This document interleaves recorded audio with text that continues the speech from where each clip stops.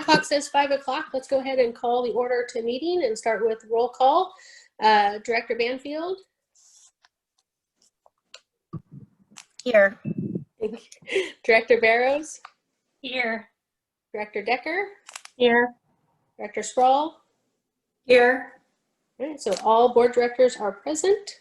The first thing we're going to do is citizen comments.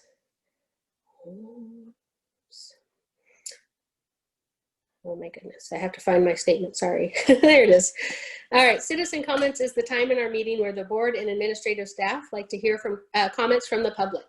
If you wish to address the board live during one of our remote meetings, you should email vpsboard.directors@vansd.org by noon the day of the meeting so that our staff can add your name to the list of speakers and provide additional instructions. And review, the board is not able to respond to any public comments made at this time. Additionally, the state's Open Public Meetings Act restricts deliberation of topics that have not been placed on the publicly noticed agenda in advance. If follow-up action is necessary, the board will ask the superintendent to work with administrative staff to consider the information and respond accordingly. Speakers are asked to be respectful with their remarks. Personnel complaints and personal attacks are not permitted. The board asks that personnel complaints be submitted in writing.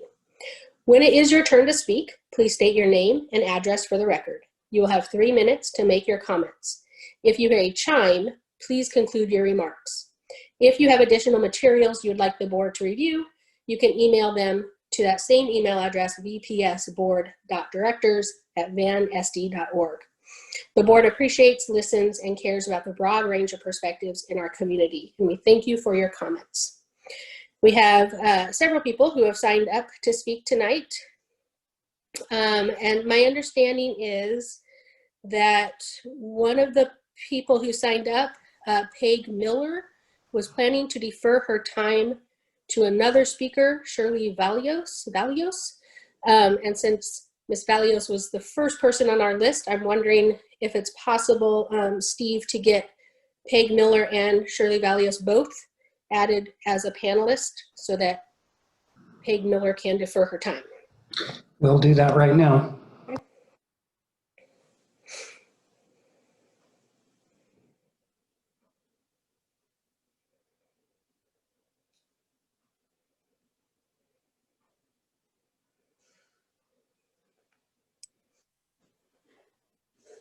Would you like them to make the statement to defer their time now?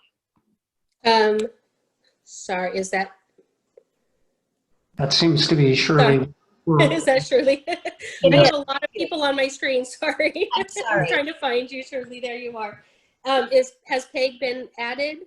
She is right here with me. Oh, Yes. She's with you, okay, that will And work. I respectfully defer my 3 minutes to Shirley Valios.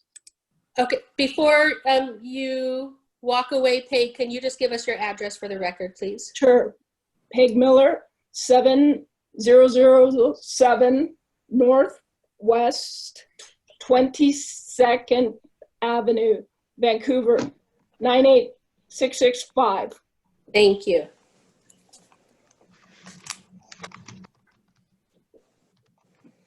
And Shirley Valios, that would give you 6 minutes then to speak. Thank you very much.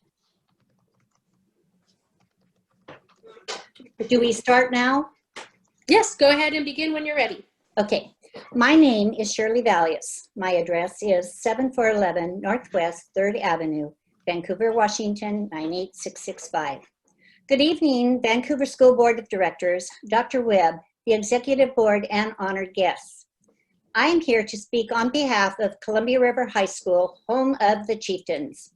I am a teacher coach from the years 1967 to 2000 and have volunteered every year since for the Columbia River Track and Field program, as well as being a founder of the Athletic Hall of Fame Committee. I never felt like it was a job, but a privilege to be there every day with the students and staff. My husband and I would attend as many events put on by the school board that we could: athletics, music, art, a wide variety of school activities. During those 33 years, I always saw respect and honor for the chieftain name. Never once did I have a Native American student say anything to me about being dishonored about their culture. I have read the resolution to retire the Columbia River and Minnehaha Native names and images. Part of Resolution 866 is based on a study from the American Psychological Association from 2005. In a 2008 study from Stephanie Freiberg at the University of Arizona and other universities, the title, "Oh Warrior Chiefs and Indian Princesses, the Psychological Consequences of American Indian Mascots," it states, and I quote, "Although these studies can address the process by which these undermining effects occur, the studies do suggest that the effects are not due to negative associations with mascots. One way to reduce the negative impact of these constraining American Indian mascot representations is to create, distribute, and institutionalize a broader array of social representations of American Indians. This would communicate to both natives and non-natives that beyond the historically constituted roles as Indian princesses and warrior chiefs, there exists other viable and desirable ways to be American Indian in contemporary mainstream society," end quote. The Rogue River School Board and the Select, are we okay? Oh, okay. The Rogue River School Board and the Select Valley schools have partnered with the Siletz tribe to do just that, collaborate on education and service in their local community. There are countless people in our community who are asking for more time to partner with local tribes, just like the Siletz. In fact, that was the process the student leaders at Columbia River High School were working on before COVID interrupted their plans. This has been our nickname for almost 60 years. It is far past time to do the right thing by having the opportunity to openly work with local tribes to honor and celebrate contemporary Native American values and culture in the Columbia River Basin. This isn't about one tribe. If you vote to retire the name, then there will be no going back to make this right. Look at all of the attention to Native American culture that this has brought about. When the chieftain name is gone, what will happen to the Native American heritage and culture in this region? Will it be buried along with the name? I'm afraid that if the school board votes to retire the name, then the opportunity to educate this community about Native Americans in this region will be lost. Many voices need to be heard. Your decision tonight could alienate the countless Native voices that haven't been given the opportunity to be heard. It also alienates the many community members who have faithfully voted to support Vancouver Public Schools levies and bonds. The Columbia River community, the majority of the student body based on the 2019 vote, and the Native American voices that are yet to be heard ask you to strongly consider giving this more time. Table this decision to allow for more time to thoughtfully and respectfully research and seek the guidance from all of the tribes represented in the Columbia River Basin. Table this decision so that you can focus your attention on the students and staff who need support during this unprecedented time of remote learning during the pandemic, especially since you have such a packed agenda, including people losing their jobs tonight. Whatever you decide will never change the belief that thousands of Columbia River High School alumni, once a chieftain, always a chieftain, and thank you for your time. Thank you, Ms. Valios. Thank you so much. Our next speaker is Bill Hargin.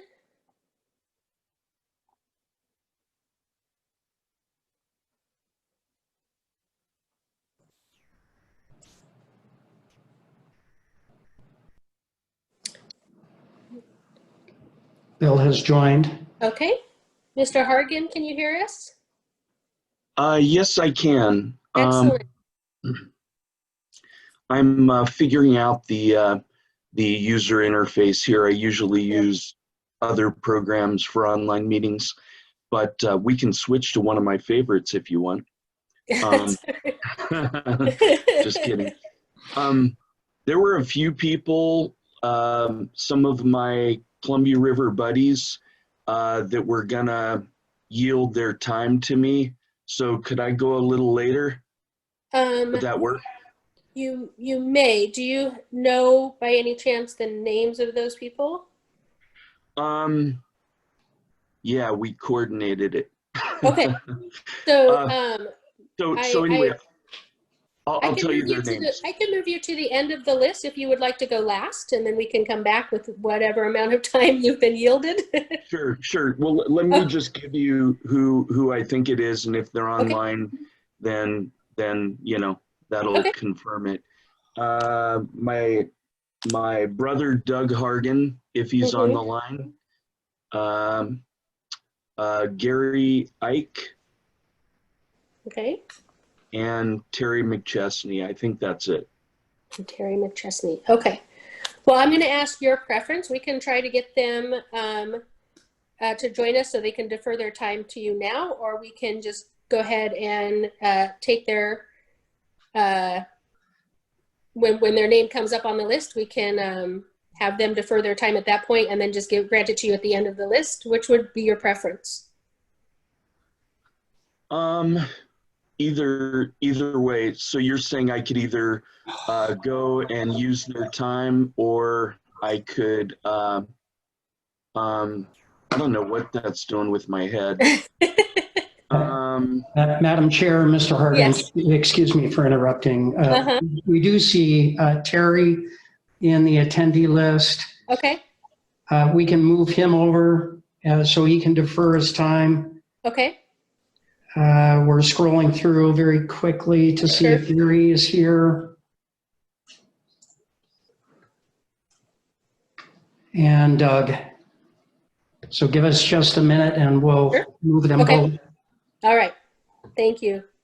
Do you guys know, while I'm talking to you, it's doing something with my virtual background. I think maybe this will work. Okay. Oh, there you go. There. Now you look perfect. I could have worked with that and gone with the mysterious approach. There we go. Okay, it looks like we have all three available now. So I'm just going to take it in the order of I have them on my list. So we'll start with Doug Hargin. Doug, can you hear us?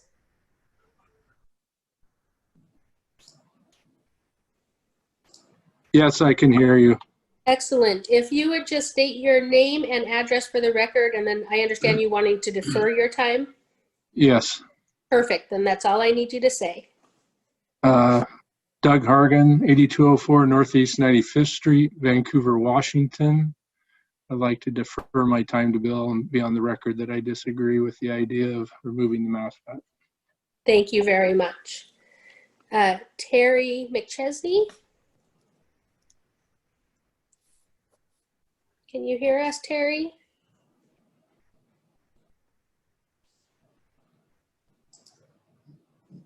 Yes, I can hear you. Excellent. I understand that you are planning to defer your time to Bill Hargin.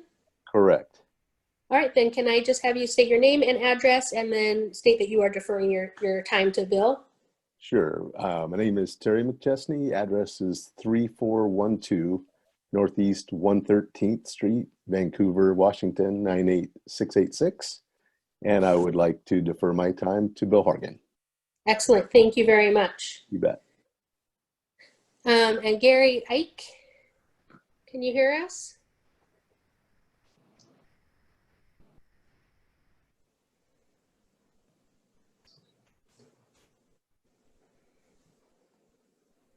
Mr. Ike? Yes, I can hear you. Excellent. Again, I understand that you are wanting to defer your time to Bill Hargin. Yes. All right, can you state your name, address for the record, and then just state that you are deferring your time to Mr. Hargin? Yes, Gary Ike, 11504 Northwest 43rd Court, Vancouver, Washington, 98685. I'd like to defer my time to Bill Hargin. Excellent. Thank you very much, Mr. Ike. Thank you. Okay, and so by my math, Bill, you have 12 minutes. Woo!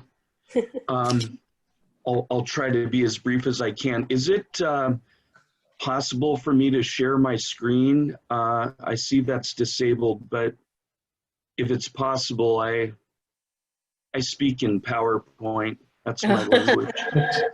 Mr. Hargin, it is not possible for you to share your screen. You'll have to just provide your public comments, please.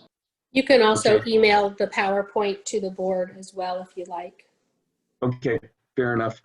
My name is Bill Hargin. I'm in the Columbia River High School class of 1979. I'm the Columbia River High School Alumni Association president. The Alumni Association has been in hiding for quite a few years, and based on this recent mascot issue, several of us decided to bring it back together. Just a little bit of intro. I'm an indigenous Celtic tribesman. That sounds like a joke, but people from Ireland, which is where my family comes from, the Gaelic people were Aboriginal originally before the British settled there. And so we have our own story. My Gaelic name would be O'Hurain, and I've been over there to visit some of my people. But I grew up originally in Omaha before moving to Vancouver. Columbia River graduate of 1979, as I may have said. And my parents always exposed us to Indian culture growing up. Sioux, Pawnee, Cheyenne, Cherokee, those were all tribes that we would visit. We'd go up to the Black Hills, you know, every other summer, and big Sioux territory up there. And it was always part of my growing up. And I've always been a student of history and someone who felt friendly towards the Native American people. It would be a little bit easier for me to share this if I could share my screen, but I understand there could be some sort of a technical limitation, but I'll go ahead anyway. I'm reminded with this situation with the mascot of a conflict management matrix that we learned about when I was in graduate school at WSU a good many years ago by now. And there are competitive strategies when you have a conflict. There are avoidance strategies, and there are accommodating strategies where people sit on the sideline. There are also collaborative strategies. And the collaborative strategy is sometimes referred to as win-win. It's a win-win strategy. And I would like to propose, because this is a controversial situation. I don't know if you guys, the degree to which you realize it, but the student vote in 2019, May 2019, where 79% of the student body said that they'd like to keep the logo, the chieftain logo and name, that's going to map roughly to the alumni as well. And I've surveyed various tribes, some of which are not, were not represented in the last meeting, specifically the Siletz tribe and mainly the Siletz tribe, but they overlap with the Columbia River area. So you have the Chinook. The Cowlitz were not part of the Columbia River area. Their headquarters is in Longview, and their region that they were in is more Longview to Chehalis area. They overlap with Chehalis. Down south here, it was the Chinook, and I've got maps. I've, Mr. PowerPoint. And the Silettes overlapped with the Chinook in the Columbia River region. The Silettes tribe said as follows, let me begin by stating that we are unwilling to provide our support to banish Native American mascots from the public eye. While your intentions are no doubt good, we believe that it is up to the tribal people of your area, meaning them, to determine the appropriateness of the school's use of its mascot and emblem. Additionally, we disagree that the Columbia River High School mascot or emblem is a stereotypical Lakota figure. Our local Siletz Valley schools were also accused of possessing a Lakota figure as a mascot, but as we pointed out to the Oregon State Board of Education, this is a prejudicial and inaccurate assumption, them speaking. Our ancestors in photos from the late 1800s and for many years following have proudly worn and displayed images of war bonnets and regalia of various types and feathers, including those of eagle feathers and of almost identical make as the one you reference in your email, the chieftain logo, chieftain head.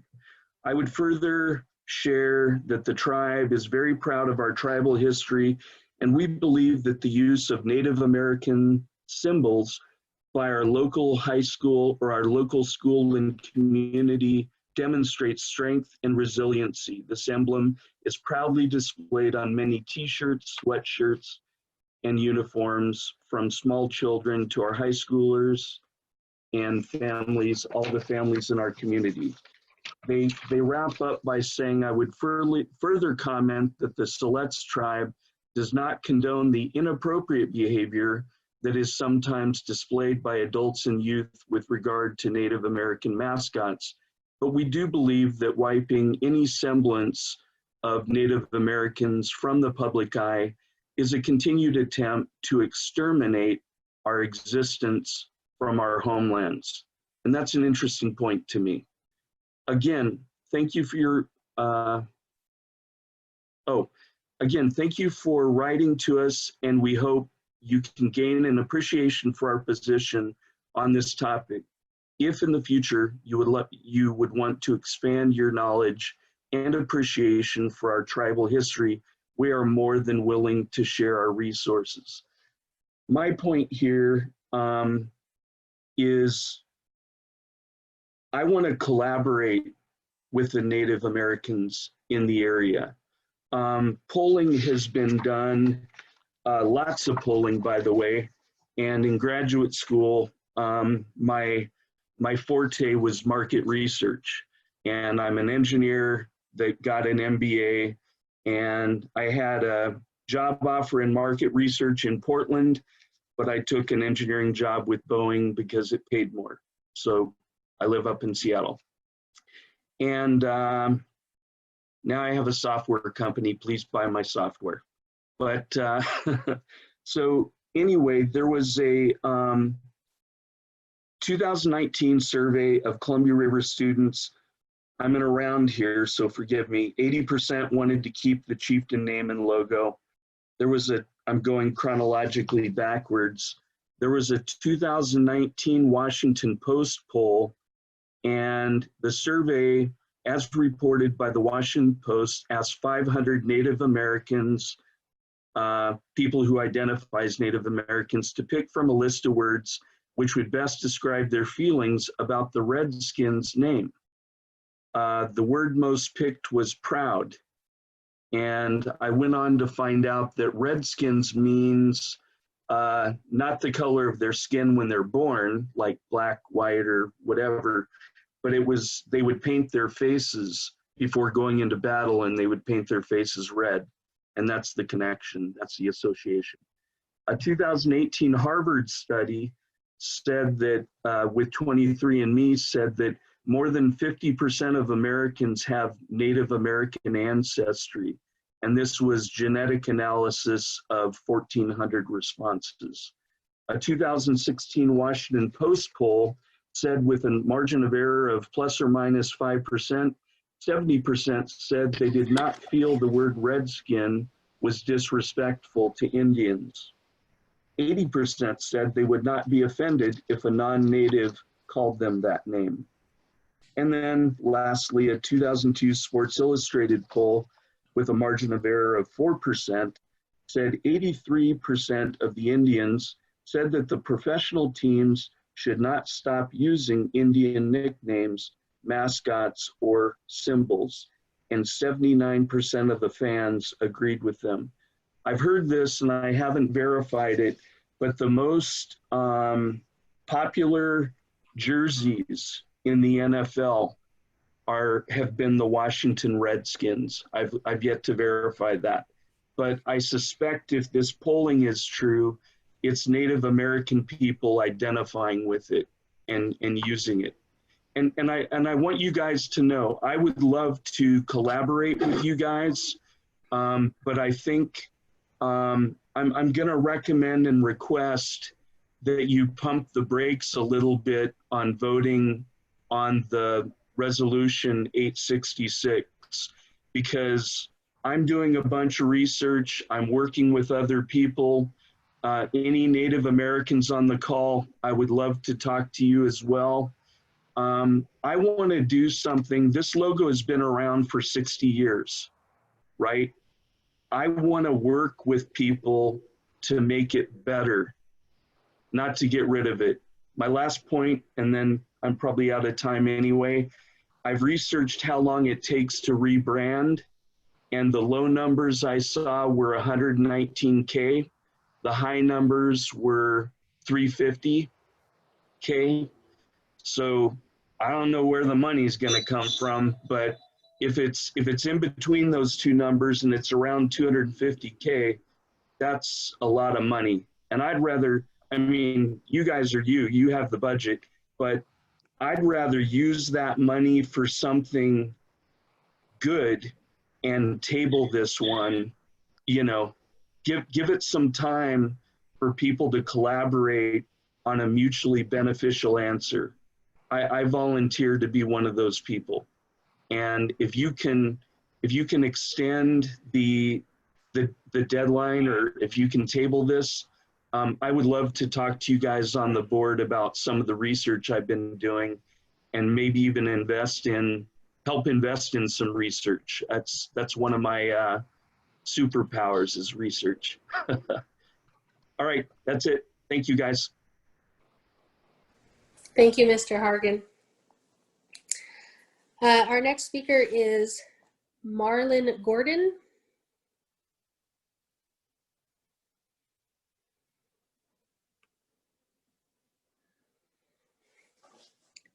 Mr. Gorden, can you hear us?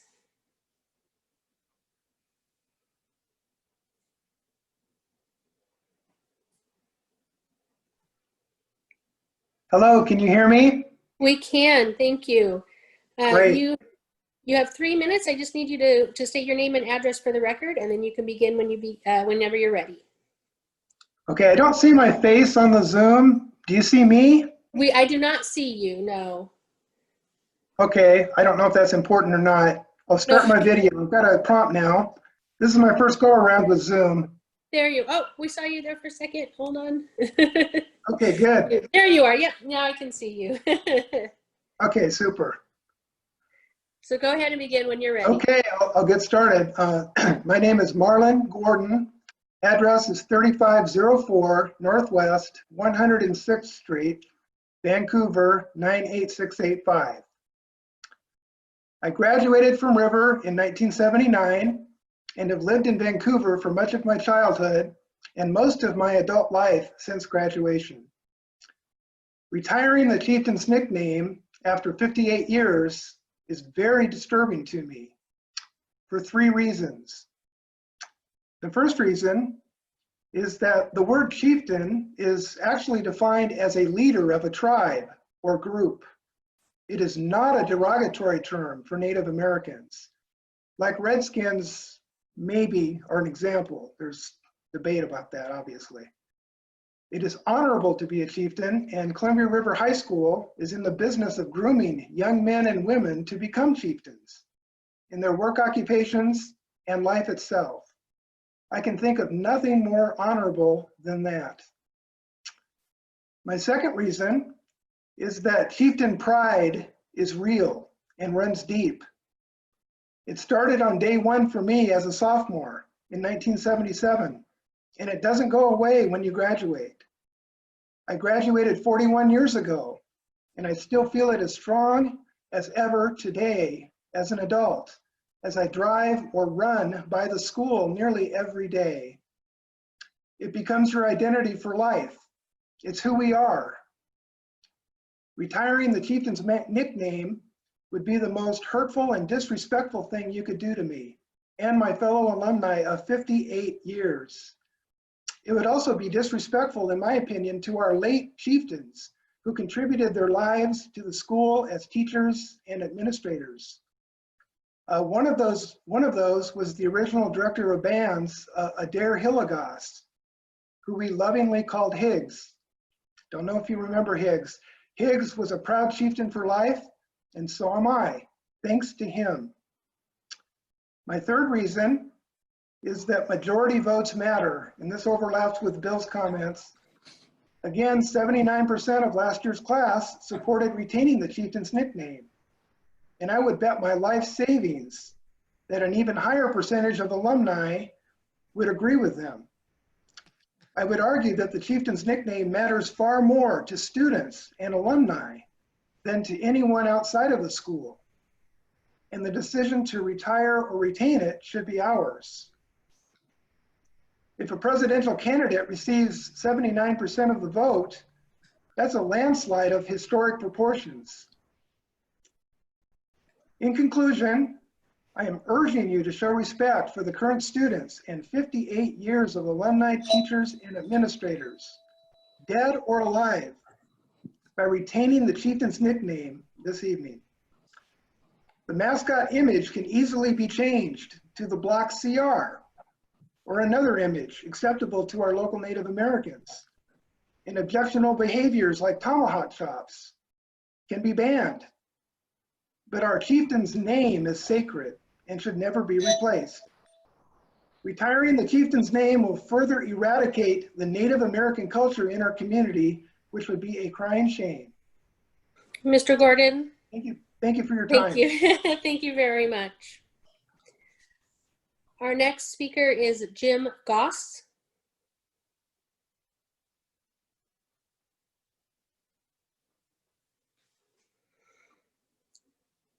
Mr. Goss, can you hear us? Yes, I can. Can you hear me? Excellent. We can hear you. Okay, let me see if I flip my phone. Okay, can you hear me? I can, yes. Okay, my name is James Goss, and I live at 3806 O Street, and I'm the lead district resource officer for the Vancouver School District. Good evening, Dr. Webb, board and cabinet members. Thank you for the opportunity to address the board. My goal here tonight is to have the board reevaluate the proposal regarding security layoffs. Right now, the proposal recommends laying off 19 of the 24 daily DROs on the job. In seeing the proposed cuts, I have come to the conclusion that this district assumes DROs are only needed when students are on campus. If you just look at last Friday alone, you'll see two pretty serious events that happened on our campuses. At iTech, we had a passed out person with a drug kit in their lap parked in their lot, and at Geyser, we had a break-in with graffiti on and in the building.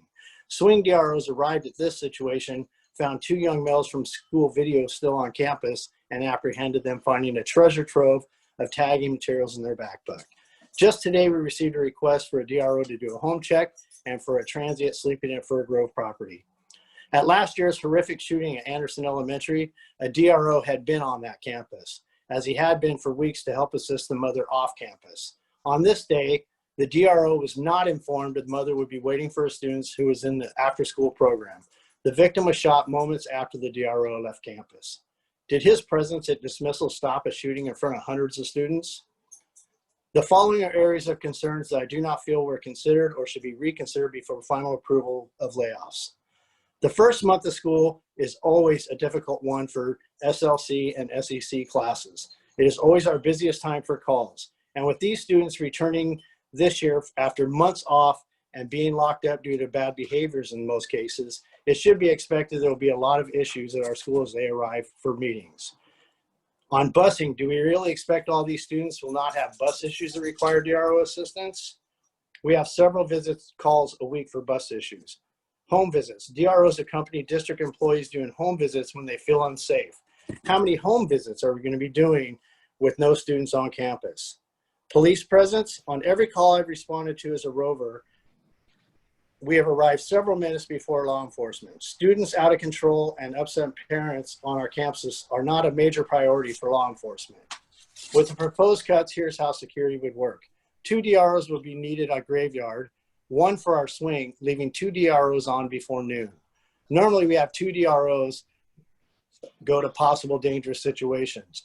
This would mean if we have more than 1 incident at a time, one of the 2 things could happen. The DRO handles the situation alone, increasing the possibility of injury to a student, DRO, or other staff. We could try to evaluate which situation is more important and assist one of them. This could lead to a liability issue for the district. For the first time in my career, I feel a little underappreciated for what I do as a district resource officer. To assume that only 5, actually 2.5 DROs can cover all the security issues that can arise is completely unrealistic. In closing, I thank you for listening to my concerns, as they are just that, concerns. I'm not asking the district to not have any security cuts. I'm asking that they reevaluate the amount of cuts and that they can create an unsafe work and learning environment. Thank you very much. Thank you, Mr. Goss. Our next speaker is Anastasia McAllister.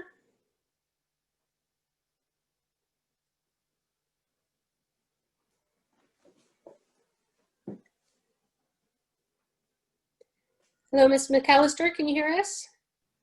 Yes, can you hear me? We can. Perfect. Thank you. All right, you can begin whenever you're ready. My name is Anastasia McAllister. My address is 129 5th Avenue, apartment 2 in Brooklyn, New York, zip code 11217. Waikuch ich stim aspaus incha isquiskiam talks. Hello, good evening. What is in your heart today? My name is Skiam Talks. I'm otherwise known as Anastasia McAllister. I'm from the Cobble Confederated Tribes of Washington and Hopi Pima of Arizona. I'm a Columbia River High School alumni, as is every member of my immediate family. In my culture, we ask, what is in your heart, as a way to ask how you are feeling. But I hope tonight that you look into your heart as I speak on retiring the chieftain mascot from Columbia River High School and the Vancouver Public School District. First off, the mascot does not honor me or my family. The mascot does not honor my community or the native presence in the lower Columbia River. I also represent a group of over 300 local citizens and alumni who support the retirement of the chieftain mascot. This past Sunday, we held a public forum live streamed on Facebook featuring local Native community members as well as Columbia River High School alumni. We had representation from Chinook and Cowlitz nations, as well as representatives of our urban Indigenous communities. The Vancouver and Portland area has one of the highest Indigenous populations in the United States. Pre-colonization, the Columbia River served as a superhighway to the many nations living along it. Colonization has displaced many Native people from their original homes to urban areas such as Vancouver and Portland. So just as important as it is to listen to the original stewards of this land, we must also listen to it and listen to the Native people who call the lower Columbia River their home. Before I continue, because I know I'm going to go over my time, I believe Rebecca Giovanoza has ceded her time to me, or at least a minute and a half of her time. Okay, why don't you go ahead and finish your remarks, and then we'll move to her next. As we all spoke on Sunday, coming from many nations, speaking on many traumas such as the 60 scoop, forced relocation, and blood quantum, we also found shared trauma in the public school system that is directly connected to colonization, white supremacy, and capitalism. This trauma is also generational, shared with our parents' and grandparents' forced attendance at residential schools. Today, we experience mistreatment of Native Americans in our public school systems through misrepresentation and miseducation. This environment in our schools is actively harmful for Native American students. Here are a few statistics. Over the course of many studies, it was found that when exposed to Native-themed mascot imagery, Native students reported dysphoria, depression, low self-esteem, and community worth, and fewer achievement-related future goals, regardless of whether the mascot was neutral or negative in nature. When exposed to Native-themed mascot imagery, non-Native people stereotyped Native Americans as warlike, undervalued Native people's academic potential, and viewed Native people as aggressive. These studies make sense when we learn the following statistics. According to the CDC, suicide rates for Native people are 2.5 times that of the general population. Native teens have the highest rate of suicide of any population group. 75% of deaths for Native youth 12 to 20 years old are violence related. High school dropout rates for Native students are double the national average. In these studies, we see scientific data back up our personal testimonies that the chieftain mascot is an integral part in the pain we suffer from the public school system. Sources for all this information is in our Facebook group, Alumni and Local Citizens Against the Columbia River High School Chieftain Mascot. People say the chieftain mascot is a learning opportunity, and without it, there will no longer be an opportunity to learn, and the culture of the people here will diminish. Non-Native people do not get to tell us what is and is not a learning opportunity. They also do not get to tell us how our culture will diminish when they are the ones who benefit from the diminishing of our culture. First off, our cultures are thriving and alive. Second, the school systems need to take proper action to enact authentic Native American curriculum, which the Chinook and Cowlitz are diligently working on. We are not seeking to revise history or obliterate it. The chieftain mascot is our history, but that does not mean it needs to be our future. We understand this will be a process and cost money and take time. We are here to show you that this money and time would be well spent and would be the necessary reparations needed for occupying the stolen land of the Chinook and Cowlitz nations and the harm that's been done to them and the urban indigenous communities of Vancouver. I appreciate the enormous amount of support I and my family have received, but now it is time to make real change. In 1965, Native Americans in every state were finally allowed to vote. In 1978, Native Americans were finally granted religious freedom. In 2000, Anastasia, I'm going to have you pause right there. Mark your spot. Can we get Rebecca Giovanazzi to join us, Dr. Webb? We certainly can. That chime was at 4.5 minutes. Oh, it was. Okay. Well, can we go ahead and have Ms. Giovanazzi join us? She's there. Okay. Ms. Giovanazzi, can you hear us? Hi, yes. Hello. Thank you for joining us. Were you planning on ceding some of your time to Ms. McAllister? Yes, I'd like to cede, the remainder of my time to Anastasia if possible. Okay, so that would give Anastasia you another minute and a half. Okay. Yes. Thank you. So in 1965, Native Americans were finally allowed to vote. In 1978, Native Americans were finally allowed to legally practice their religious cultures. And in 2013, the Violence Against Women Act was reauthorized to protect Native women from violent non-Native men. As a population, Native people are often served last and too late, and in 2020, the chieftain mascot must be retired. And I have more comments to address what people have already said here. We are not Indians. If anything, we are Native Americans, but first and foremost, we are individual sovereign nations with individual cultures that differ between clans and families. It is inaccurate to refer to us as Indians. This displays how mascots do not encourage education. Those living in Vancouver are on unceded Chinook and Cowlitz land. If you look at the treaties, they are illegal. We are illegally living on this land. And to say that it is not Cowlitz land is also a depiction of how having a mascot encourages miseducation of Native people. If people want to collaborate with Native people, that means listening, active listening, and being in community. This does not mean market research. This means time spent with Native people. Native American ancestry and genetics are not Native American identity. You cannot be part Native. You either are Native or you are not. Believing in Native identity through genetics is part of the continued genocide of Native American people. If you look at the poll from the Washington Post, a lot of these people were self-identified Native Americans. This does not mean that they are Native American. So this poll is not accurate. In regards to funding, Adidas offers to financially support the changing of mascots in school systems, and they have corporate offices in Portland. Non-Native people do not get to tell Native people what is and isn't a slur. Redskins is a slur. Chieftains used in context in regards to Native people is a slur. This logo has been around for 60 years, but Native nations in this area have been around for thousands of years. The logo is not sacred, but our cultures and traditions are. William Link, that's my time. Thank you very much, Ms. McAllister. Do we still have Ms. Giovinazzi as a panelist? We do not. She ceded her remaining time to the She previous. did. She just didn't go on the record with her address, but it looks like we have it for the record. Do we need to bring her back or not? No, you could read that into the record. Okay, so I will, because she did provide her address when she signed up to speak. So for the record, her address is 525 G Street Southwest, number 103, Washington, D.C. 20024. All right, so our next speaker is Hannah Lessing.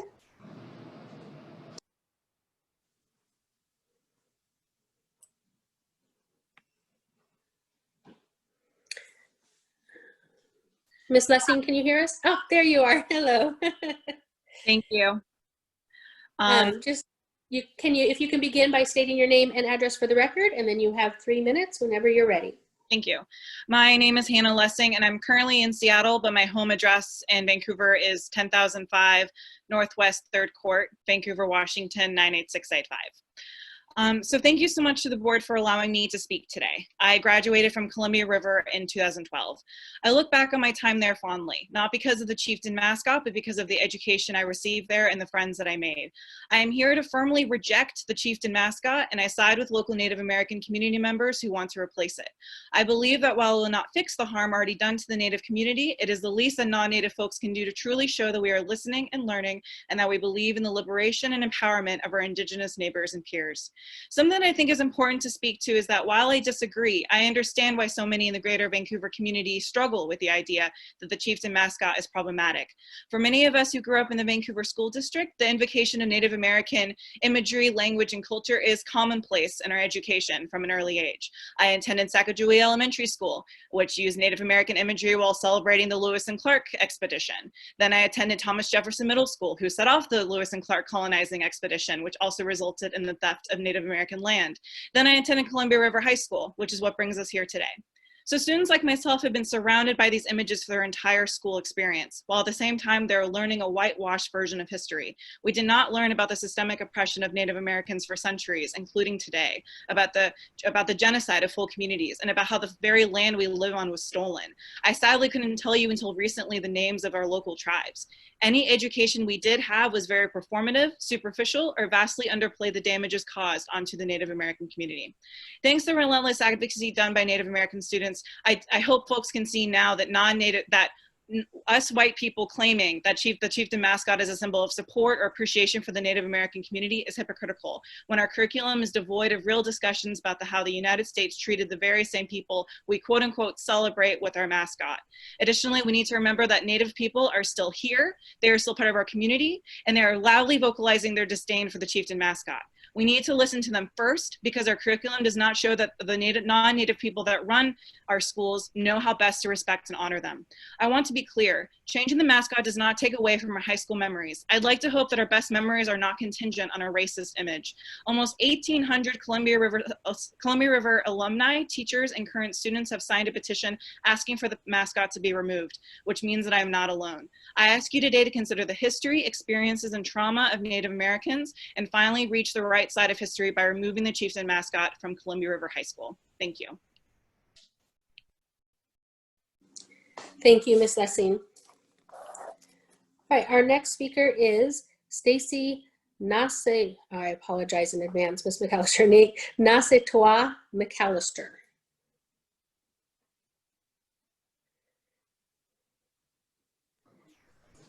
Oh, there you are. You can hear us and we can see and hear you. Okay, it's Stacy Nasewaitua McAllister. My address is 10111 Northwest 21st Avenue, Vancouver, Washington, 98685. Okay, my name is Stacy Nasewaitua McAllister. I want to thank the board for the opportunity to speak on retiring the Columbia River High School chieftain mascot and how it affected me during my time at River, as I'm a 1986 graduate. I'm also a parent of 4 alumni at River and want to share how the mascot and issues around the mascot affected them. I grew up on the Warm Springs Indian Reservation, and I am an enrolled member of the Colville Confederated Tribes here in Washington State. When I moved to Vancouver, I started at Jason Lee Middle School, then on to Columbia River. That was a time when the tomahawk chop was in place and the students dressed as chieftains with a full headdress, and there was more of a cartoon-like character of the chieftain. I was embarrassed and uncomfortable to hear and see the drumbeat while students did a mock dance pretending to be chieftains. Yes, this has been discontinued, but as of recently, the cheerleaders were still doing a dance and cheer to the fight song where they placed 2 fingers behind their head to depict Native American feathers. When my children attended River, I often offered to help educate the staff and students in Native American local culture and was told by the administration there that there was not interest.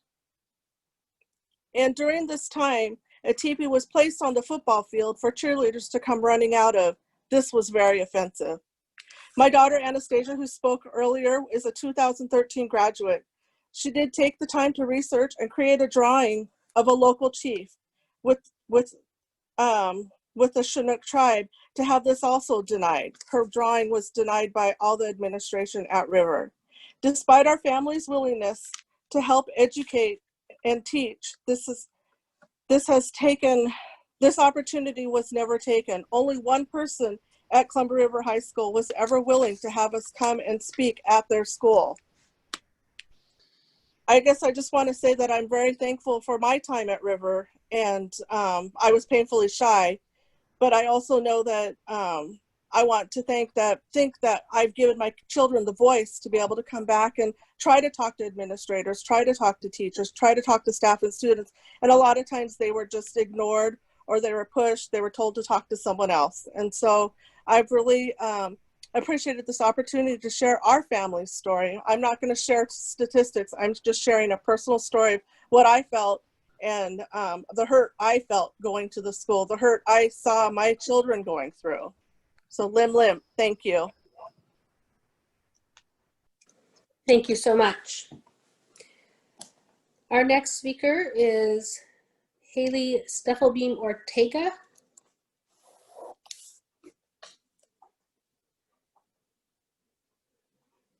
She is not present in the attendee list. Okay. All right, well, we will come back to her. Hopefully she'll join us. So let's go ahead and move to Ellen Harju.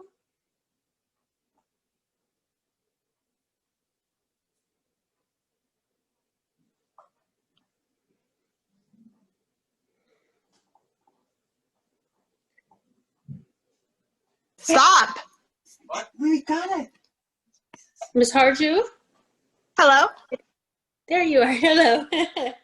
You have 3 minutes if you can begin with your name and your address. Yeah, my name is Ellen Harju. My address is 2115 Brown Street, Southeast, Olympia, Washington, 98501. I am an enrolled member of the Cowlitz Indian Tribe and a former resident of Vancouver, Washington. I'm here today to support retiring the chieftain mascot. I do not think it honors me, and I do not think it honors any other Native American people to have that mascot in place. I think right now is the right time to retire the mascot. It is part of a larger national issue.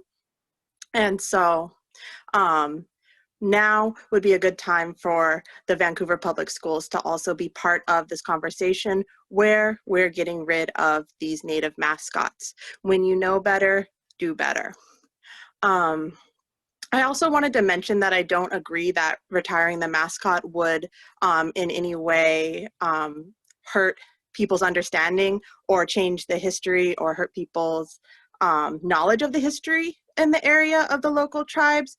The public school systems have a since time immemorial curriculum, which provides accurate information about local tribes. So an appropriate thing to do would be to expand on that so people have better information about local tribes. Then we wouldn't have to hear inaccurate statements that we've heard tonight, like the Cowlitz people were not inhabitants of the Columbia River Basin. I also wanted to just say that I've been very impressed with the Columbia River High students and alumni who have organized this. I think it can be very difficult to take on a task like this and to be able to organize around this. It can be intimidating to speak in front of the school board like this. So I am very proud and very happy to have met these students and former students who are working on this. I think that it is appropriate to retire the mascot, and that could help your current and future Native students have a less traumatic experience while they're at Columbia River High School. Thank you very much for your time. Thank you. Our next, we have a few names to skip over because they ceded their time. So it looks like our next speaker is Philip Harju.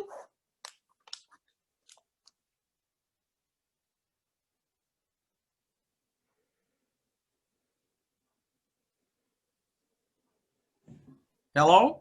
Hello, we can hear you. Can you hear us? I can hear you. Excellent. So you have 3 minutes if you can state your name and address, and then you can go ahead and begin when you're ready. Thank you. Again, Klahowya, my name is Philip Harju. I am the current chairman of the Cowlitz Indian Tribe. I am the son of Phyllis Jean St. Martin and Lawrence Harju, the grandson of Luther St. Martin, the great-grandson of Luch St. Martin, the great-great-grandson of Isidore St. Martin, and the great-great-great-grandson of Andre St. Martin. All the St. Martins were in the Columbia River Gorge and were part of the proud Cowlitz heritage. I want to also state that I am speaking not as the chairman of the tribe tonight. The Cowlitz Tribal Council has not spoken on this issue. We have a meeting this Saturday. So my thoughts are those of myself as a Cowlitz tribal member and a Hudson's Bay graduate, class of 72. So I went all the way through the Vancouver School District curriculum, and I can tell you back in the early 70s, the teachings of Native Americans in the area was woefully inadequate, and I'm trying to be kind to the school board on that at that time. I urge you to pass this resolution. I have to start off by saying, as a tribal elder, in the customs of the Cowlitz and most of the tribes of the Northwest, you would not limit an elder on how long they speak on it if you're asked to address a body. So I do want to say that. I also want to echo what my daughter, Dr. Ellen Harju, who was your last speaker, said. I am very impressed with the Columbia River graduates. If I could have, I would have given all of my time to Anastasia to speak, because she did such a wonderful job of addressing this issue. I do want to say it is offensive to me that you have a speaker on here say that the Cowlitz were not a Columbia Basin tribe, and then try to use some history from the Siletz tribe from the Oregon coast. That is one of the problems we have in Southwest Washington, is people do not understand their history and the geography of this area. I'm a proud member of the Cowlitz. I grew up in Vancouver. My mother grew up in Carson. The Cowlitz were always in the Columbia Basin. We've been recognized. Our reservation is in Clark County. The federal government and the Supreme Court have recognized that the Cowlitz were also in Southwest Washington. So it's difficult to have a school board meeting where we have to argue about geography and history. And I want to say that you should pass this resolution and stop wasting time on this. And I would ask Dr. Webb and the school board and everyone in Vancouver that your energy should be in talking about the history of Native Americans. We should be getting on with the state statute that requires you to work with the local tribes and to teach Native American history. That's what we should be using our time on, is developing a curriculum and getting the history out to people. I'd just like to deposit, I've spoke many times in Vancouver and heard all kinds of racist and derogatory remarks about Native Americans, and we really need to work harder to get the language and everything out. And I think the Vancouver School District and the school board has an important role here. The Cowlitz want to work with you. So do all the other Native Americans that are around the area. I would just ask you to think it through. What if Fort Vancouver were called the White Trappers? or Hudson's Bay were the Euro-Americans. Would you allow that as a school board? Of course not. So it's now a time to change and bring the Vancouver School District into the 21st century, respect the Native Americans, respect your graduates, respect your alumni, and respect the history and tradition of the tribes in Southwest Washington. I always like to remind people, a lot of people think when Euro-Americans came to Southwest Washington, that's when tribes learned about governing themselves and doing things. The tribes existed for thousands of years prior to Euro-American contact in this region, and they know how to govern themselves. They are sovereigns, and give them the respect that they deserve. And I appreciate the school board taking time. And again, I want to thank your alumni for doing such a great job in speaking. Thank you. Thank you, Mr. Harju. It looks like our next speaker is Natasha Humayun.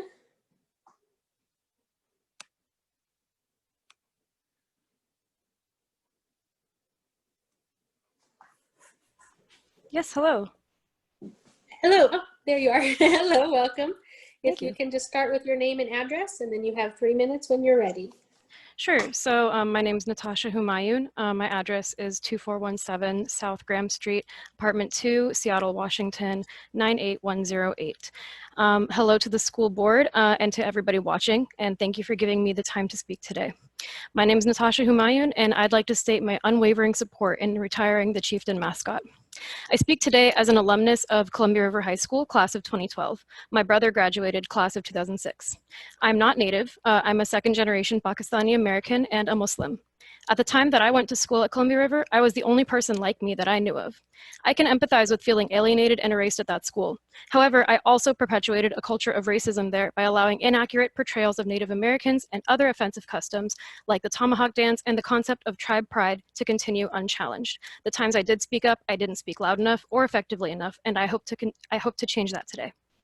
When there is imagery in the school that asserts that this is what Native Americans look like, it really begs the question, which Native Americans? The headdress of the chieftain mascot is a symbol of Plains Indian heritage and is not imagery that represents the Chinook, Cowlitz, or other tribal nations local to this area. So how possibly can we assert that this mascot is honoring Native people? The continuation of this mascot, despite calls to retire it for decades, is an active act of erasure of the Native people that are in our communities today and who still attend this school. And by keeping the mascot, we are taking agency and self-determination away from our Native students and doing a great disservice to them and their educational experience. The effects of having Native mascot imagery are demonstrably harmful. There are studies that show that when exposed to Native-themed mascot imagery, non-Native people undervalue Native students' academic potential. More studies show that Native students exposed to Native mascot imagery reported higher rates of dysphoria, depression, and hostility. Others find that people who are not keen to criticize Native mascot imagery also minimize the role racism plays in our society at large. So when the largely white school administration asserts over and over again that they are portraying these images out of honor, they tell these Native students that the way they see themselves and their people doesn't matter, that the truth of their heritage and culture doesn't matter. And this attitude affects non-Native students of color too. The entire culture of the school becomes a white supremacist one in which self-determination for non-white students is non-existent. So if we are to honor Native people, we should be teaching about them in school. We should teach our kids about the Chinook and Cowlitz people, as well as the urban indigenous populations that live in the area. We should instill that Native people are not relics from the past, but they are here today, they have always been here, and they always will be here. Finally, if we'd like to honor Native people, then I urge you to follow their lead, and I urge the directors of the school board to adopt the draft resolution preventing the use of any race or ethnic group to be used for a mascot, school tradition, or school team. I ask you not out of hate for the school, but out of love and compassion for the Native people of Vancouver, Washington. Any sense of community that I felt at that school can be attributed to the people that I surrounded myself with, and not the mascot or its derivative imagery. This step can be the first one on a journey of collective education to heal the culture of our school and improve the mental health and educational experience for Native students, students of color, and all students to come. Thank you for your time, and I yield the rest of my time. Thank you. All right, our next speaker is Michael Anderson.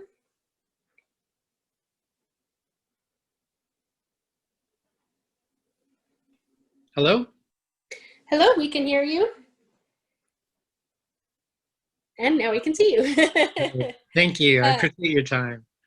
My name is Michael Anderson, and I live at 2914 East McLaughlin Boulevard, Vancouver, Washington, 98661. So I grew up in downtown Vancouver. I attended Vancouver Public Schools. I taught in the Vancouver Public School District at Hudson's Bay High School and Columbia River High School for 11 years. Mostly I taught philosophy and also language and literature there. My wife is a 1986 graduate from Columbia River, as are her sisters, and my father-in-law, Dwayne Boschholtz, helped open the school in the early 60s. So I have a long connection to the Vancouver Public Schools and to Columbia River High School. So I'm fully in support of retiring this image of the chieftain from Columbia River. I just think that there are so many more better ways to honor Native peoples than to caricature them with this ahistorical and out-of-date image. I'd like to focus on a couple of arguments that I've heard in the commentary of local articles, as well as some of the comments were alluded to earlier today. Some try to argue that retiring the chieftain symbol erases their pride and connection to the school. And I find this to be rather ironic, because the real erasure is the way that the symbol glosses over and distorts the painful history of the Native people of the Lower Columbia. And I think it's a whitewashed history that Native students are reminded of as they encounter it daily. I know this as I've talked to several of my former Native students at Columbia River. They really do genuinely feel that it does not honor them. The powerful memories that some of the other alumni that have spoken tonight associated with the school are something that's also very real. But proponents of keeping the chieftain need to understand that, like so many other difficult reckonings our society must face involving racism and ignorance of history, it's not an expression of political correctness to ask that they listen with empathy and compassion to the Native families' requests. Their positive memories of belonging can still be retained, but through a mental act of courage and grace, they can also be disassociated with this deeply problematic image. A final note about the charge of political correctness that appeared several times on Facebook discussions related to this issue, as well as in the Columbian articles associated with the topic. One recent comment said, for example, quote, "A school mascot is something that brings pride to the students. Every River student I know is proud to be a chieftain. In our quest for political correctness, history is going to be put on the back shelf to be forgotten and possibly repeated." To this critic and others who are part of the anti-PC camp, I would ask, would it be politically correct to object to a German high school mascot called the Fighting Rabbis? If this legitimately distasteful and insulting, if this were legitimately distasteful and insulting to Jewish memories of oppression and genocide, who importantly were not given a voice in this mascot name choice, then objections to the chieftain symbol by local Native students and their families aren't just expressions of oversensitivity. Rather, objections to racist language and imagery of this sort are acts of decency, of kindness, and courage for those who are willing to reckon with the difficult truths of our problematic national history. If anything, the opposite of what this comment writer says is true. Choosing to retire the Columbia River chieftain image means revisiting our history more closely, with eyes and ears for the whole story, looking at truths long swept under the rug. So I tried to hold a philosophy club topic on this at Columbia River in 2014. And when I talked to administrators there to try and get the perspective of how this image was brought about, all I got was platitudes, really, about how this honors students. And they didn't bother to show up to that discussion, which I found to be kind of ironic. So I would urge the board to retire this symbol and adopt the resolution. Thank you for taking time to listen to the community on this. Thank you. Our next speaker is Emily Korak.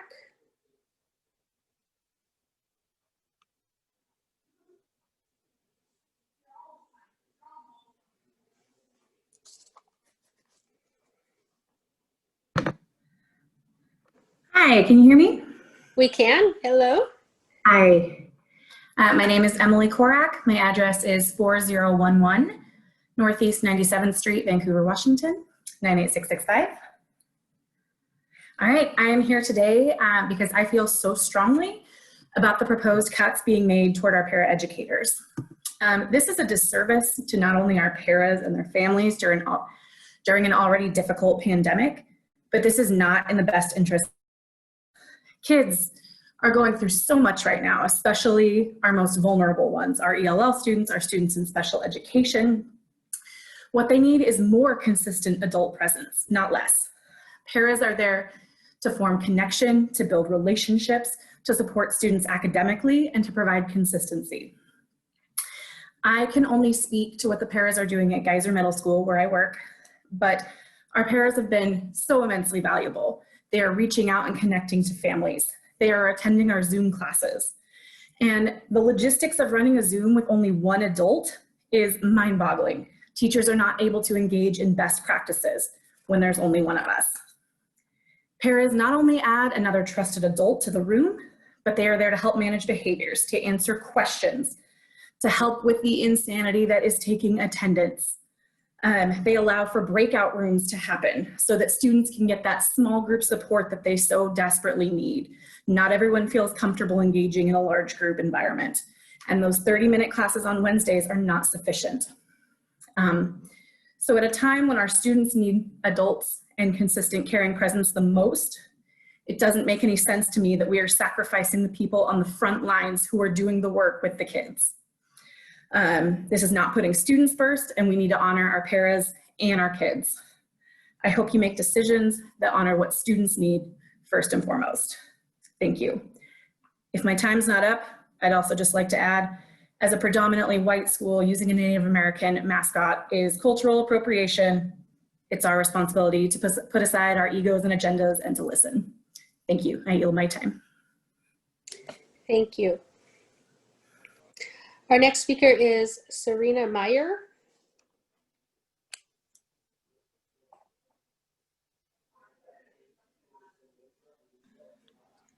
Hello. Hello. My name is Serena Meyer. I'm sorry, go ahead. Go ahead. No, go. You know what to do. Go ahead. Okay. Thank you, everybody. It's super interesting listening to everybody. I appreciate it. My name's Serena Meyer. I live at 304 Northwest Overlook Drive in Vancouver, 98665. I've prepared some statements, so I'll do my best to kind of read off of them. Good evening. I'm the parent of a third grade student at Lakeshore Elementary School and a clinical psychologist in private practice in Vancouver, Washington. My daughter Camila is enrolled as a special education student at Lakeshore. My family is also invested in Lakeshore Elementary by funding plans through the Moority Foundation to develop a universal access playground. Dr. Webb, it's my understanding that you've approved the plan, and the Moority Trust is actively working on funding that considerable plan to make it happen. We as a family are actively working to better our schools and develop access and integration for all the students. In the last couple weeks, what I've observed with school has been really, really troubling for me. By all appearances, what I've seen is that special ed is falling backward to earlier times where special ed is devoid of all sense of normalcy relative to the general education population. The most severely impacted are cut off, underserved, and isolated. It's merely, what I've seen is that it's merely been kind of a holding spot rather than an opportunity for learning and advancement. The regression that I've seen in my daughter, the loss of skills that I've seen, are not a reflection on her as an individual, but to me it seems more of like a function of neglect for providing opportunities that these students need. The legal argument for the right to education for all children has been established and the precedent has been set. There's no need to further establish that right. what needs to be articulated tonight, I think, is not why should our children be effectively educated, but why and how it is not occurring now, and that it needs to be solved and solved quickly. In the months of spring, my daughter's education essentially came to a dead stop because she was in special ed. There was no roadmap, and I resigned myself that time was needed. 6 months later, I've witnessed a disorganized, chaotic, and underpowered attempt. Examples like walking into seeing my daughter working on the iPad with a para assistant fumbling to teach my daughter. She's not a credential educator, so there's no reason to critically evaluate her as if she is one. Meandering lesson plans with late starts and early ends that leave me to fill in the gaps. And a complete lack of major categories in her IEP, speech, PT, OT. And it seems to me that the commitment has atrophied because it is daunted by the complexity of our children. But this is not an answer, it is simply a hurdle. As a parent raising a child with special needs, I do not stop because it is hard. If I neglected my child, I would be legally accountable. And I expect the same of our schools. You're not fulfilling your task, and I understand the complications of giving special needs children support and creating avenues for those who learn in different ways. I had an unfortunate, conversation with her teacher today out of frustration. And what saddens me is that I'm so aware that her teacher and myself are on the same team, but the skills, the assets, the manpower that they need to be able to serve these kids is completely absent. So what I find is that rather than all of us coming together as a team and working together in these just, unusual times, is instead creating more chaos, lack of investment in the education process. And I see that even in myself, and I feel like we're a family that is so invested in her schooling. And I really, really beg the school district to give the teachers what they need and the resources that they need for these kids. So thank you for your time. I really appreciate it. And I really hope that we can all work together to give the special ed kids what they need. Thank you. Thank you. I wanted just to, Dr. Webb, has Haley Steffelbein Ortega joined us? She has not. Okay.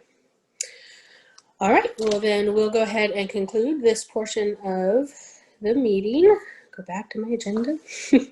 All right, so we're gonna move on to consent agenda.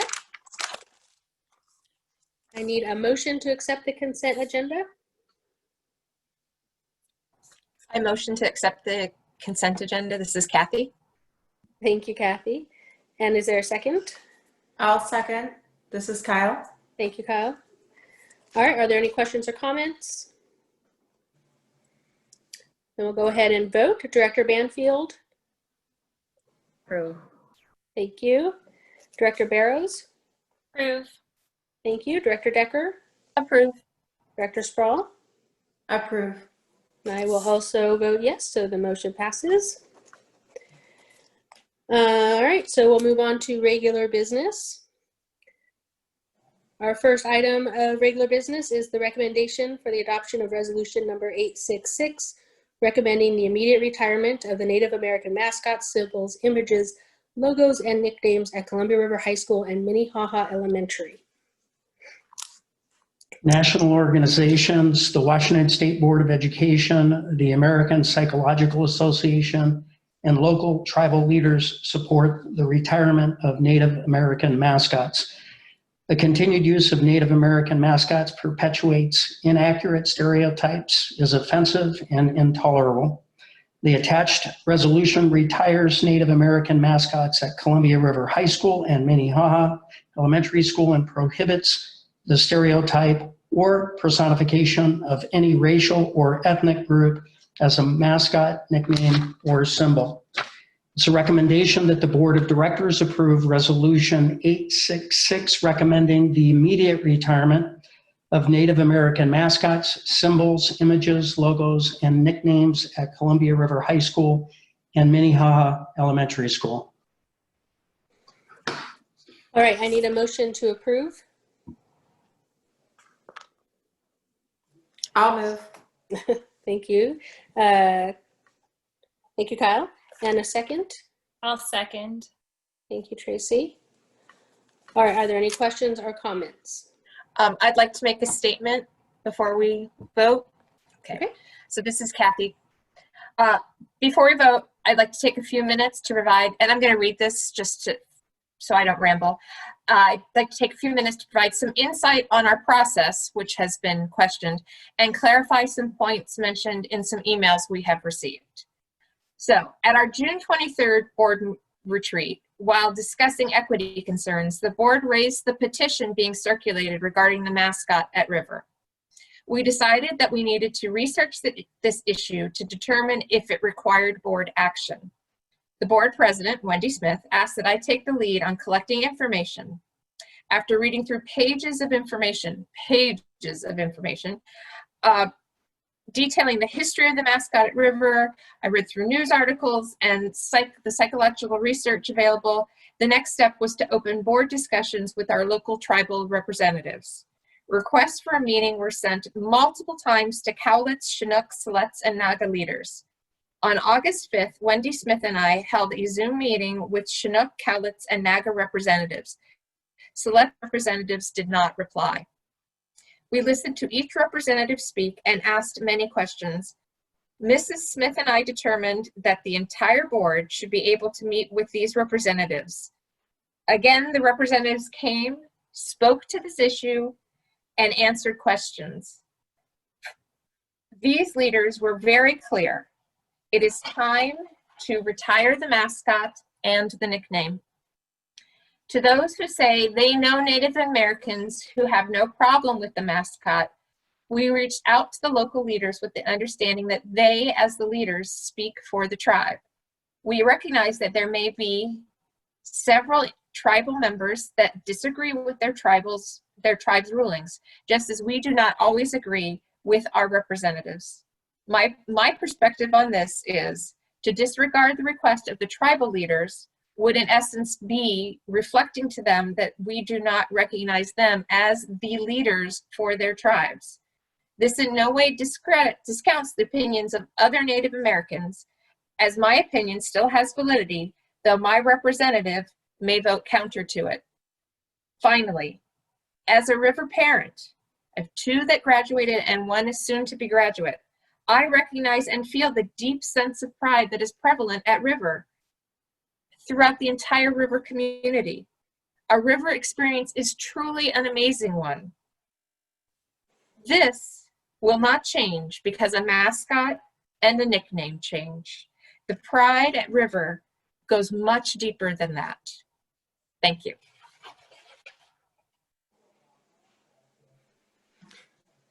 Wendy, I'd also like to comment if that's okay. Yes, of course.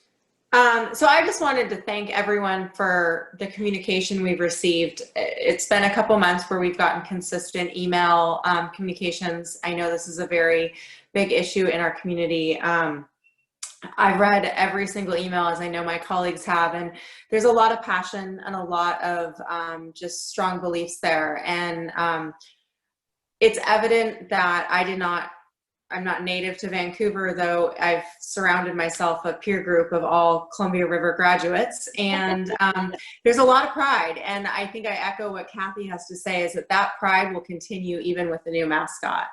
I think honoring the Native people and their opinions is really important at this time, especially with the equity work that our district's trying to do. So I just wanted to thank everyone for the feedback, for speaking tonight. I know it's hard to do on Zoom, but thank you for your contributions.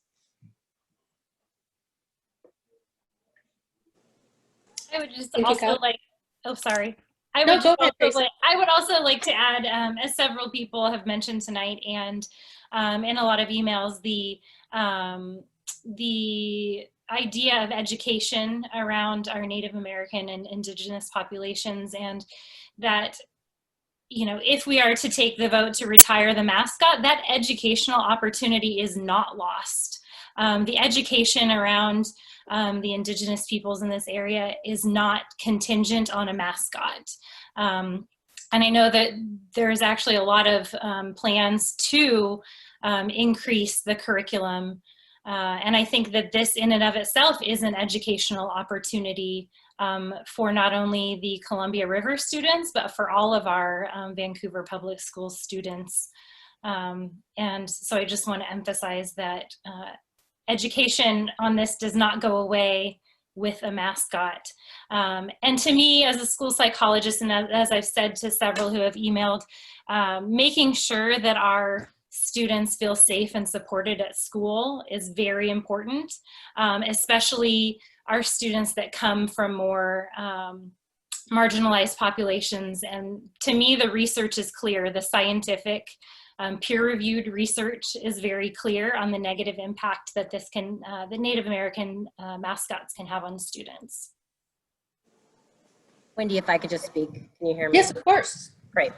I just want to say, just like Kyle said, we had so many emails. I came into this process in the middle of the process, and I want to tell you that being from Vancouver almost my entire life, I can tell you how many names that were super familiar to me, people that were my coaches or sat on the sidelines when I was here in Vancouver, people that were my teachers, and that still supported keeping the mascot. And I want to say, I know their hearts. I know that these are really good people. This doesn't make them racist that they want this.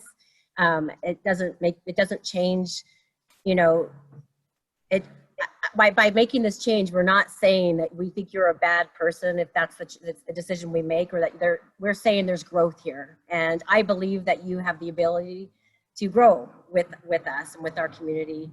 And again, I know your hearts, but we need to do the right thing for those in the marginalized communities in our community. Thank you. Like Kathy, I went ahead and jotted down some thoughts because I wanted to make sure I was coherent in my statement as well. But I feel like I need to say something directly to this as the one Columbia River graduate currently serving on the board. Many of the comments that we have received from people advocating that we keep the chieftain mascot have centered around two ideas. One, the intent behind the mascot has never been to ridicule, discriminate, or offend. Rather, as a symbol of strong and proud leadership, it has always been meant to be a show of respect and to recognize and honor the First Peoples of our area. The second argument that we have heard again and again encourages the possibility of changing the imagery used in conjunction with the mascot, but to keep the name chieftain in order to preserve the history and heritage of Columbia River school community. First, as a graduate of Columbia River, I can speak firsthand to the idea that the chieftain mascot was never meant to offend. As a student, I never witnessed any concerted effort to use the mascot in a way that would demean Indigenous peoples or cultures. In fact, there have been steps taken over the years to correct behavior that could be perceived as offensive, despite best intentions. Nonetheless, it has been made clear to me that the mascot has and continues to cause harm to some of our students. The purpose of a mascot is to promote school spirit and community, to foster a feeling of belonging and fellowship. And I fear the chieftain mascot is failing in that role. If the result of such a mascot is that some students, any students, feel estranged or alienated from their school community, then it is not the right mascot for that school, and we need to find a more inclusive replacement. Secondly, I would like to speak to the idea that it is only the image that is offensive and not the name itself. Many people have pointed out that the image currently used is not representative of local Indigenous heritage or history. Perhaps it has been asked, we could find a new image that would be more appropriate. I myself asked this question of local tribal leaders twice, and it was very clear both times that this was not a feasible solution. Furthermore, as it has been explained, the very word chieftain is not a word that was used by local Native groups. It is not reflective of local culture. How can we say we are honoring local Native Americans if the very language we use is not indicative of their history? In my mind, the word chieftain is just as much a stereotype as the image that many have suggested we replace. Retiring the mascot should not be seen as an indictment against the students of Columbia River, past or present. Rather, it should be seen as a step forward. We have made changes in the past, ending traditions and removing images that were deemed offensive.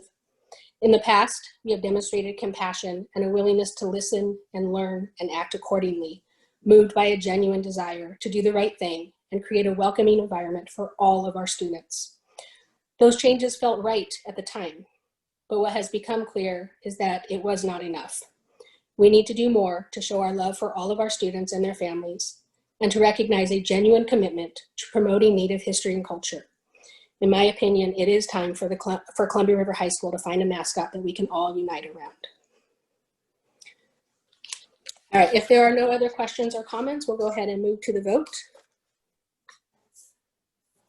Director Banfield? Approve. Director Barrows? Approve. Director Decker? Approve. Director Sproul? Approve.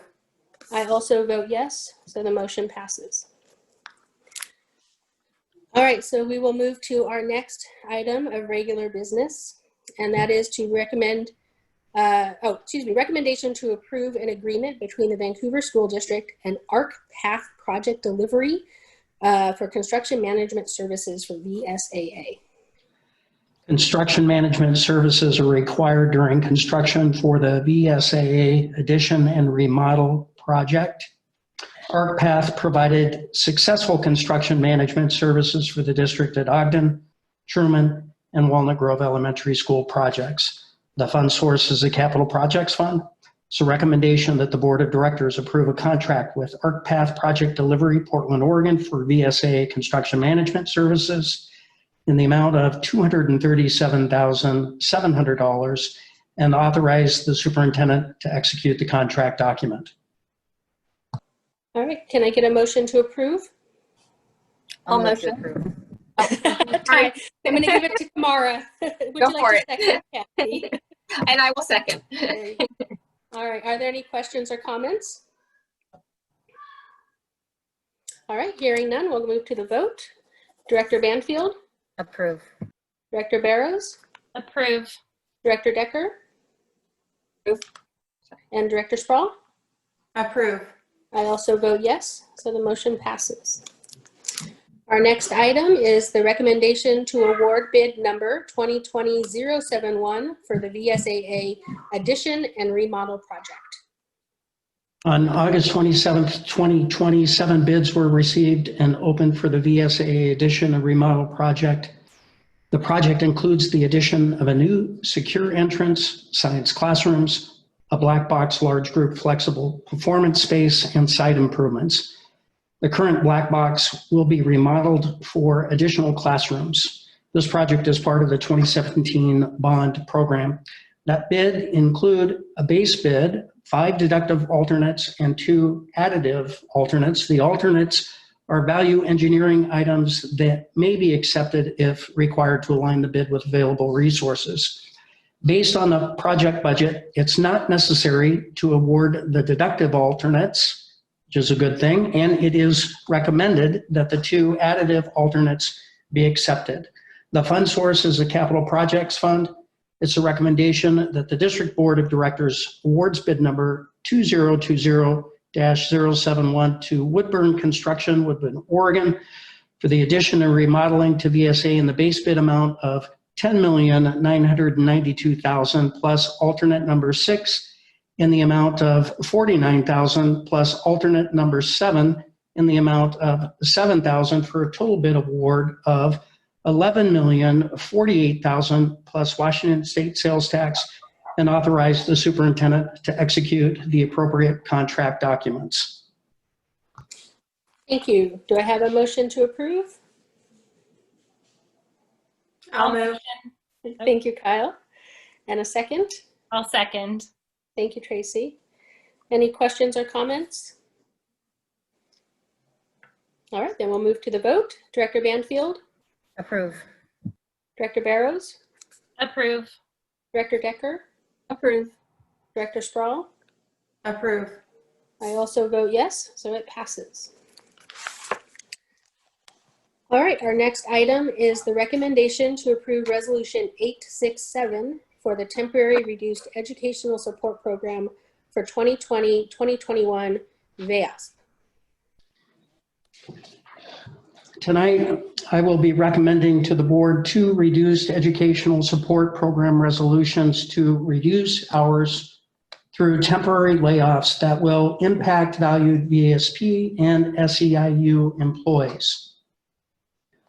All affected employees will continue to receive health benefits and will be eligible to apply for unemployment benefits. Consistent with both contracts, employees will be notified of these temporary layoffs tomorrow. Their last working day will be September 22nd. These reductions are gut-wrenchingly painful. I wish none of them were necessary.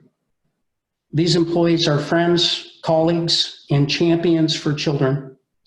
They're respected in our school district and our community. Unfortunately, school district budgets across the state are being impacted by the COVID pandemic. With no ridership, transportation revenue is reduced. With fewer students accessing meals, nutrition services revenue declines.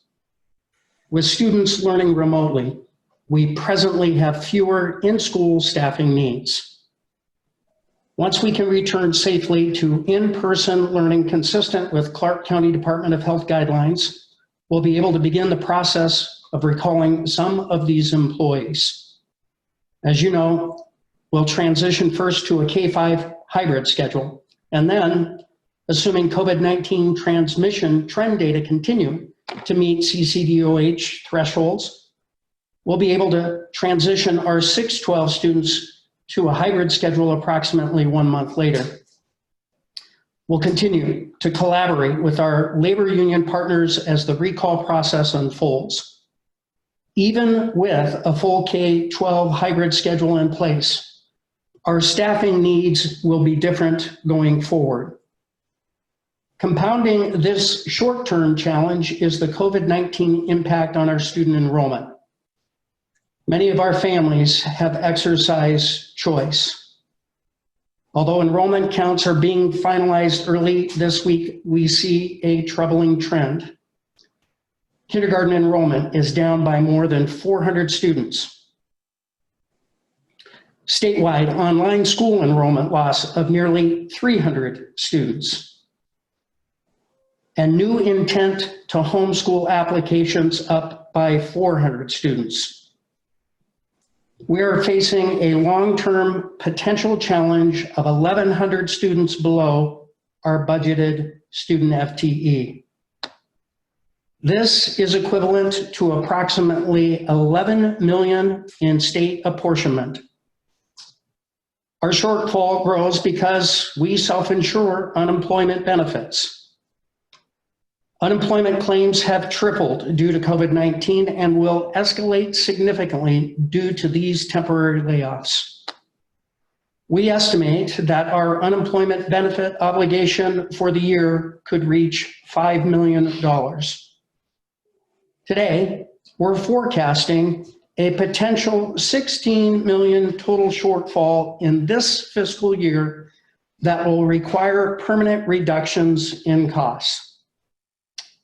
As we've done in the past, we'll work to balance the budget using multiple measures.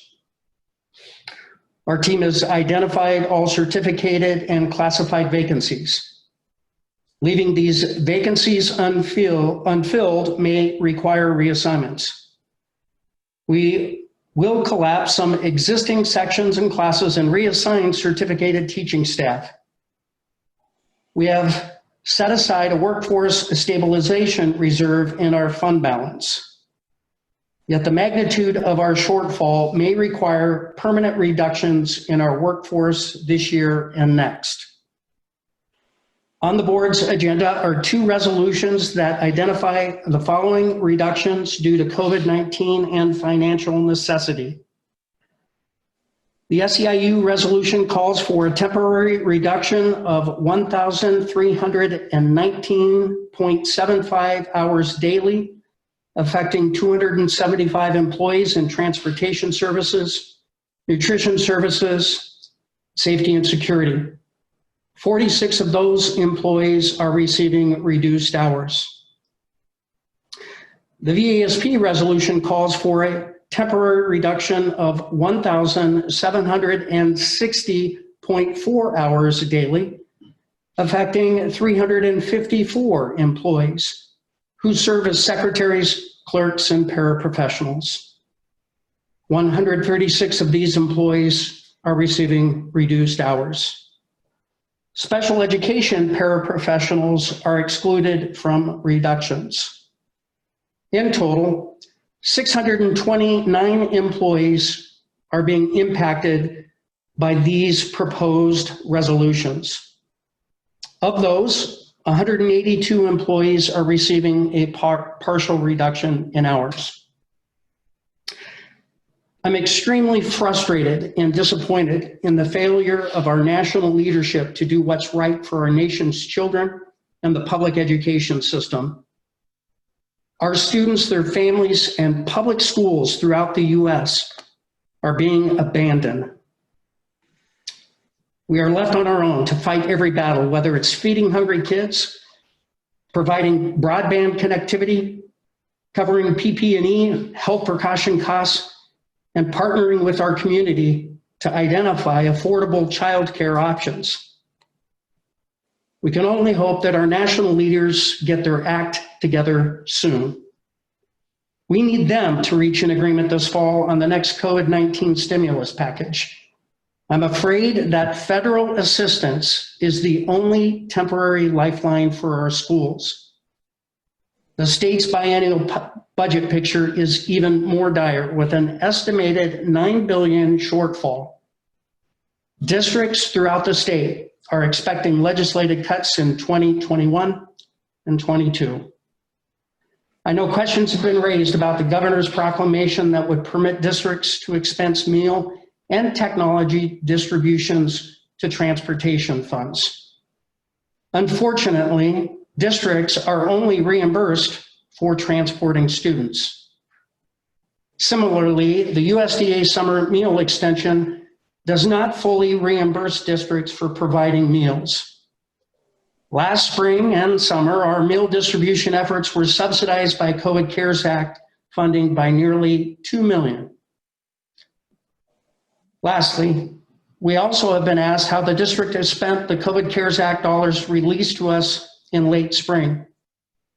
Of the $5.4 million received, approximately $2 million was spent on K2 iPads and Wi-Fi hotspots, $1.6 million on PP&E sanitation and thermal imaging technologies, $2 million was used to subsidize nutrition service meals, and $900,000 on professional development for certificated staff to transition to remote learning 2.0.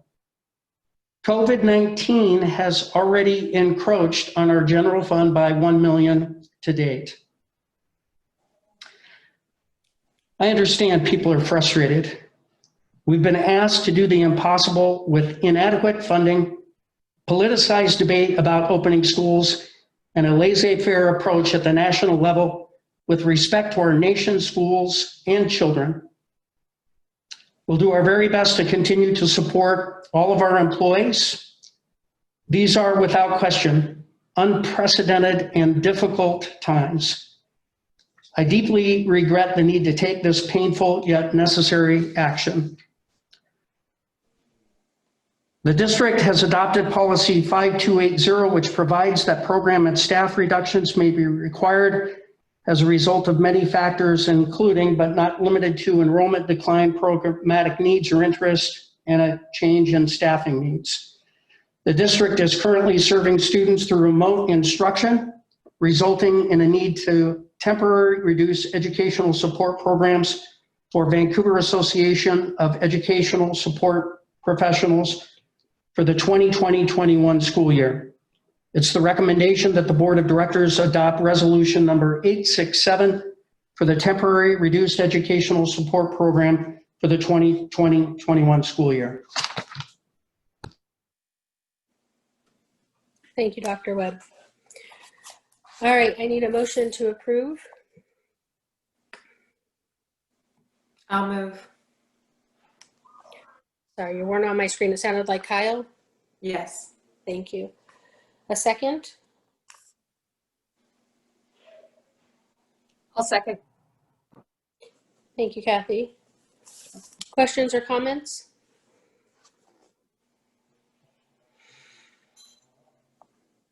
Oh, go ahead, Kyle. I'll start. I think Dr. Webb captured a lot of, it's disappointing to start the year this way. And I think we heard from a lot of feedback from potentially impacted employees, and I definitely recognize that there is value and they support the students, and this will have an impact on our students and our families. That is 100% recognized. I've seen it just in the 6 days that my students have been in school, and there's a lot that goes into making remote learning 2.0 happen. This is, it's a devastating reality. And, hopefully we'll be resumed back to school and we can replace a lot of these employees soon.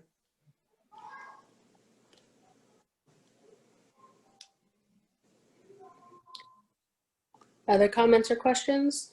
I'd just like to echo the heartache that I feel.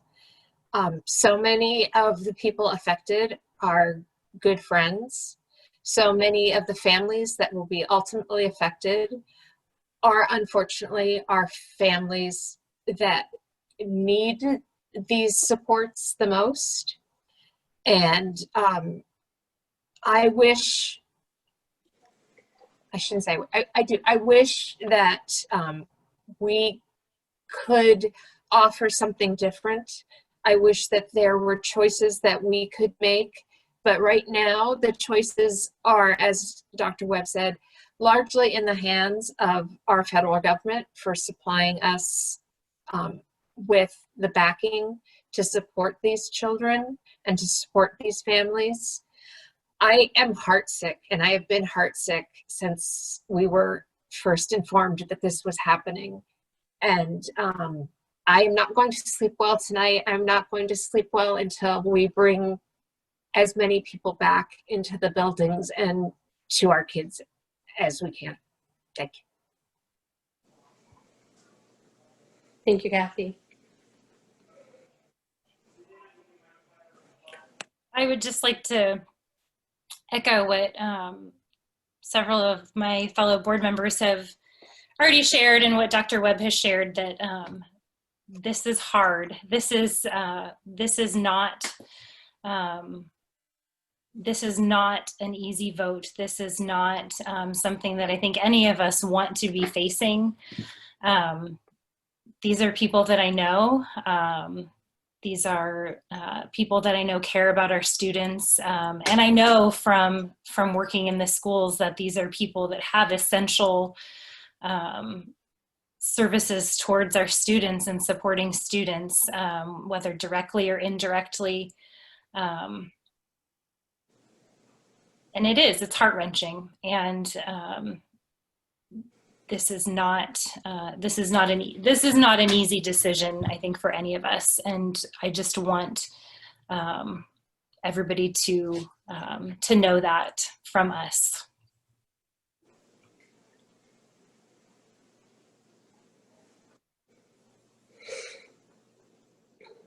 All right.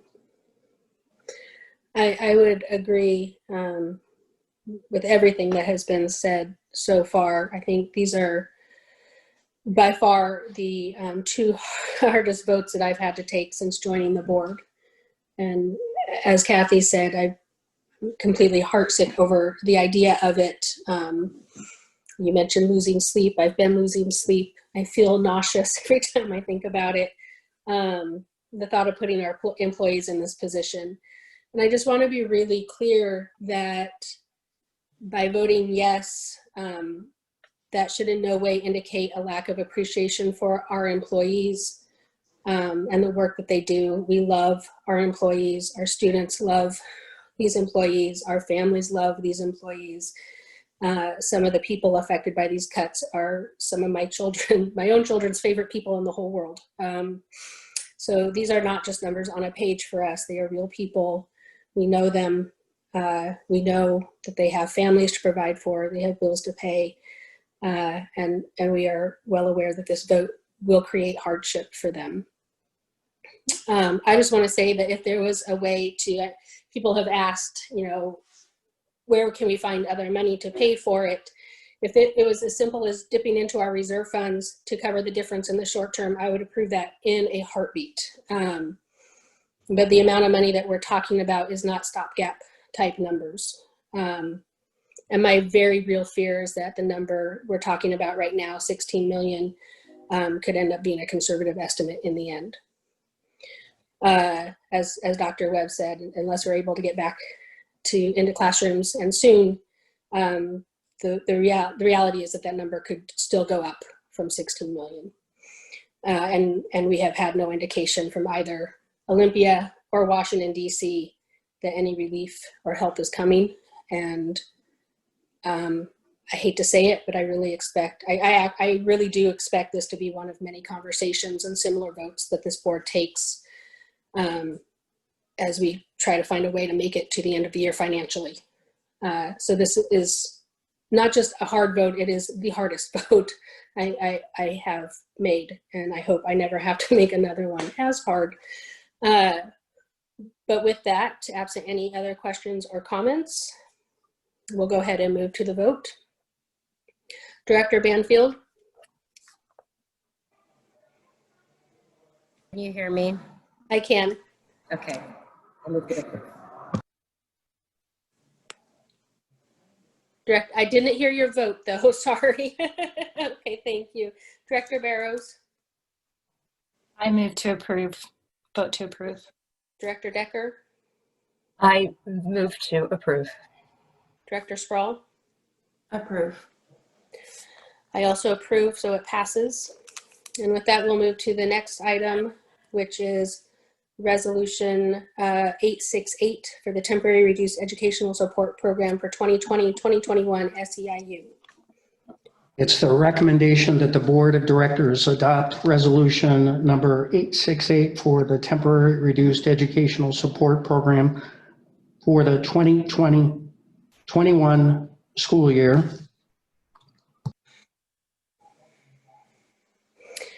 All right, can I have a motion to approve? This is Kamara. I move to approve. Thank you, Kamara. Second? I'll second. It's Kyle. Thank you, Kyle. All right, any additional questions or comments? Hearing none, we'll move to the vote. Director Banfield. Approve. Director Decker, or excuse me, Barrows. Approve. Director Decker. Approve. Director Sproul. Approve. I also approve.